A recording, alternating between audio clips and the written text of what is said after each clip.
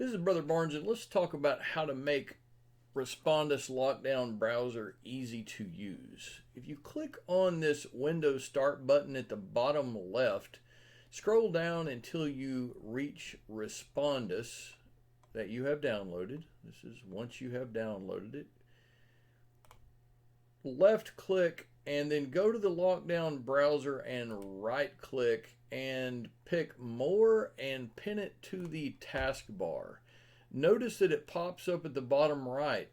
That way in the future, when you get ready to use a Lockdown Browser, you just click on this icon and it will pull it up. Then you can go to Canvas or whatever application you're trying to access. That's quick and easy. I've actually, truthfully, had students who downloaded the Lockdown Browser and didn't know that they had to deploy the Lockdown Browser first before going to Canvas. So now you know.